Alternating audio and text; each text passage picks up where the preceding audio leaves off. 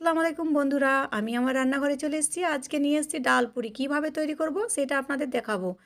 এটা আমি তৈরি করেছিলাম আমার বাচ্চার স্কুলের টিফিনের জন্যে। কিন্তু এটা আপনারা বাড়িতেও তৈরি করে খেতে পারেন বা বাচ্চার স্কুলের টিফিনের জন্যও দিতে পারেন। কোনো ঝামেলা নেই, সহজ পদ্ধতিতে আর টেস্টি খাবার। চলুন তাহলে কিভাবে তৈরি করি দেখতে থাকুন। প্রথমে আমি ছোলার ডাল ধুয়ে প্রেসার কুকারে নিয়ে নিয়েছি।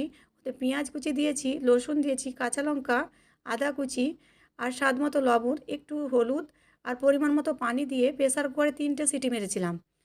ডাল আমার সেদ্ধ হয়ে গেছে। বিসমিল্লাহ বলে কড়াই চাপিয়েছি, 1 চামচ ঘি দিয়েছি। ঘিটা আমার গরম হয়ে গেছে। এবার একটু পরিমাণে হিং দেব, তারপরে দেব কালো জিরে, তারপরে দেব কাস্তুরি মেথি। সবকে ভেজে নিতে হবে।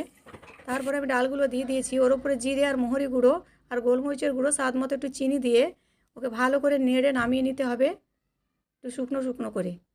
আমার পুরির জন্য ডাল তৈরি। তারপরে বিসমিল্লাহ বলে কড়াই চাপালাম, পানি দিলাম একটু, আর একটু স্বাদ মতো লবণ দেব। তারপরে দেব আমি জোয়ান। এটা আমার আটার খুমির হবে, চালের আটার ডাল পুরিটা বানাবো, এই জন্যে পানিটা গরম করতে হবে।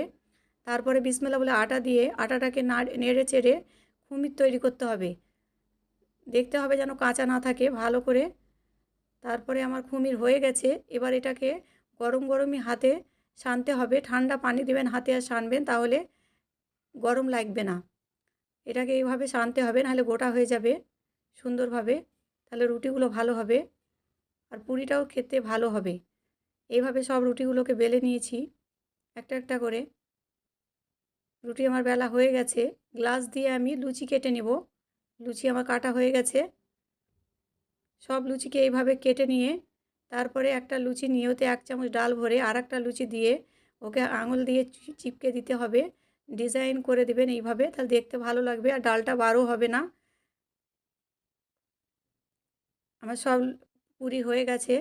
তারপরে বিসমিল্লাহ বলে কড়াই চাপালাম। কড়াইয়ে আমি পুরিগুলো দিয়ে দিলাম। এপিঠ ওপিঠ করে পুরিগুলোকে সব লাল লাল করে ভেজে নিতে হবে। পুরিগুলো আমার ভাজা হয়ে গেছে। দেখতে খুব সুন্দর লাগছে, খেতেও খুব ভালো। একবার চেষ্টা করে দেখবেন। আমার ভিডিওটা আপনাদের কেমন লেগেছে কমেন্টে অবশ্যই জানাবেন।